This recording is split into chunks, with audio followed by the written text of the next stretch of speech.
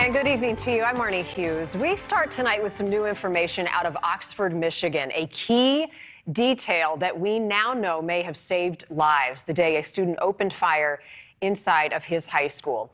8 months after that shooting that left 4 people dead, some of the family members and also their legal team have finally been able to see school security footage from that day. And although this video has not been made public, we have not seen it.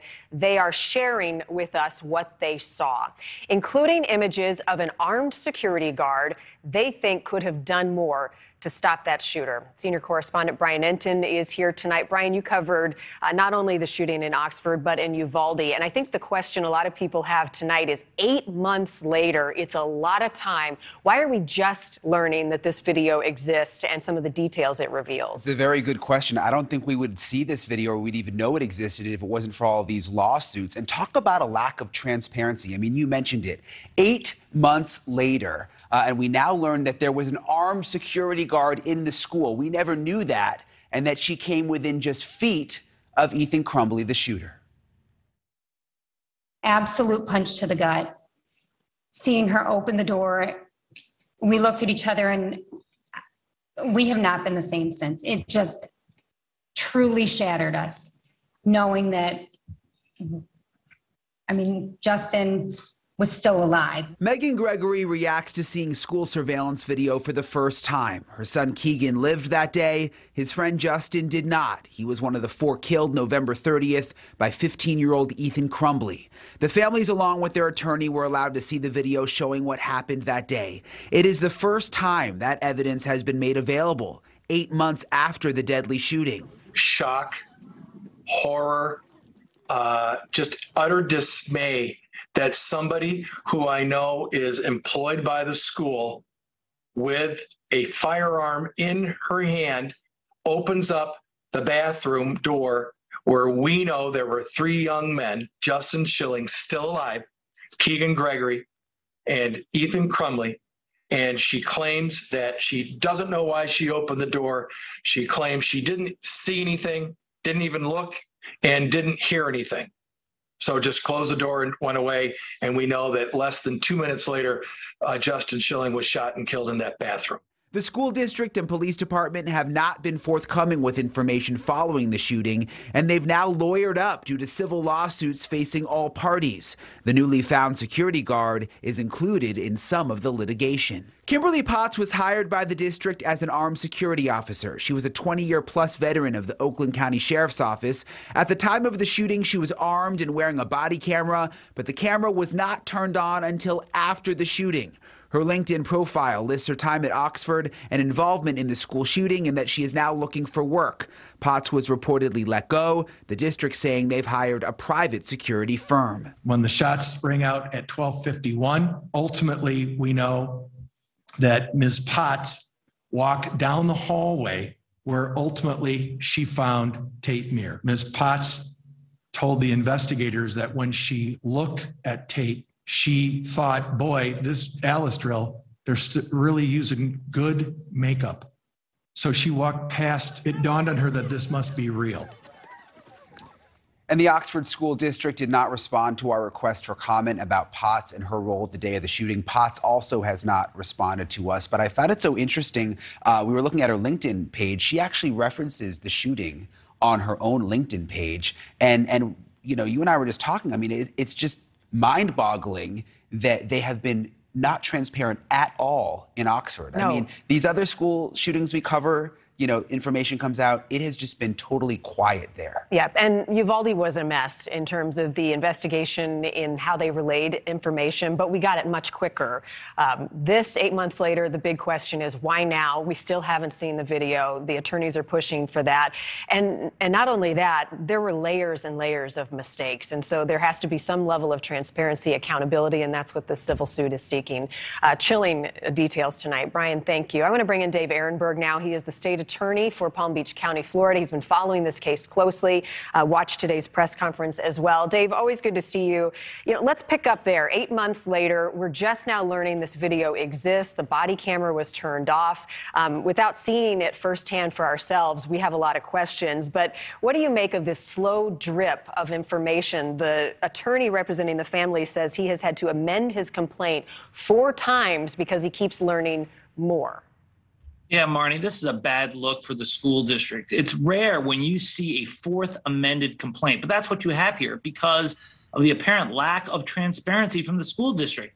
They keep delaying the production of evidence, and now you've got the lawyer who finally sees the video and sees this security guard, Ms. Potts, apparently being really negligent, and that's why they're including her in the lawsuit. I mean, some of the stuff that he alleged was just mind-boggling, that he thought a student was wearing really good makeup. That's why he was bleeding. And then she opened up the bathroom door and just peeked inside, and there were 3 students. And one of them was Ethan Crumbly, and he was about to murder one of the others, and she just closed the door and went on. I mean, this is like Mr. Magoo style police officer behavior, and this is just embarrassing, and this is why that there are a lot of civil lawsuits out there. I still don't think the school district will be charged criminally, but civil lawsuits, yeah, plenty of them. Well, let me ask you this, Dave, because the school district obviously has had a lack of transparency. The attorney goes so far as saying that they're hiding information, they're keeping information from the public and from these families. But what is the district's legal obligation, 1, to investigate, and 2, to share what they know outside of a court? Well, under the civil law, to break through governmental immunity, the plaintiffs must show gross negligence and that the school employees were the proximate cause of the injuries. And that's a high burden. So the school district has to engage in gross negligence, which is a recklessness, which is like shooting a gun in the air on New Year's Eve and the bullet falls down and kills someone. It's conduct so reckless as to demonstrate a substantial lack of concern for whether an injury exists in results. In addition, you've got to show proximate cause, which is also tough because, the defendants, the school district is going to say, don't blame us. The proximate cause of these injuries was Ethan Crumbly. And that's why the plaintiffs here are saying, yes, the school district was grossly negligent. They were the proximate cause of the injury. And if they weren't, then the law is unconstitutional. You should not hold the school district to such a high standard of immunity where they can get away with this stuff.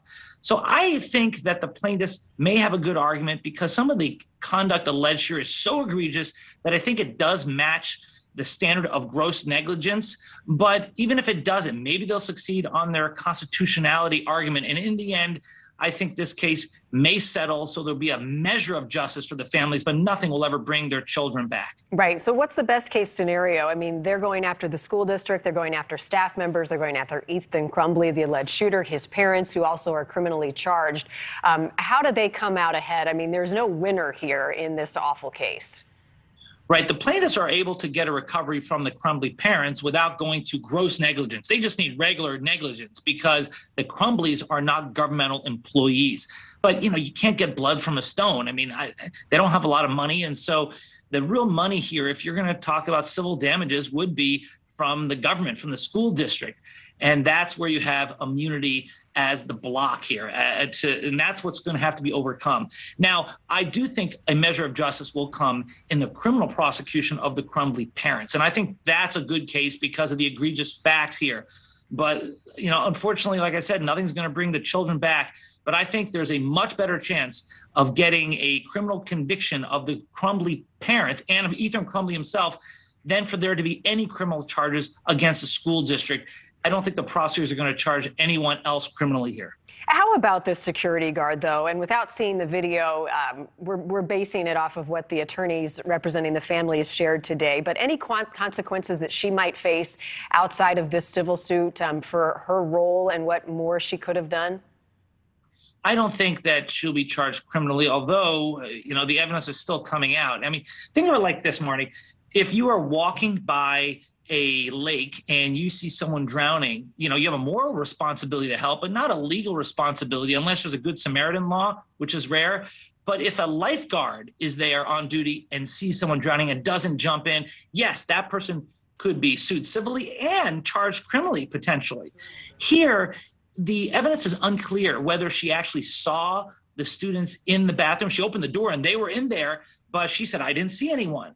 And then when she said, well, I saw someone bleeding, but I thought it was makeup. I mean, that is crazy behavior and just awful. But does it rise to the level of criminality? It's tough. It's a tough burden for prosecutors to actually charge someone with a crime, but not as tough for plaintiffs to sue someone civilly, which is why she's being sued. I just don't think that anyone else besides the Crumbleys will be charged criminally in this case.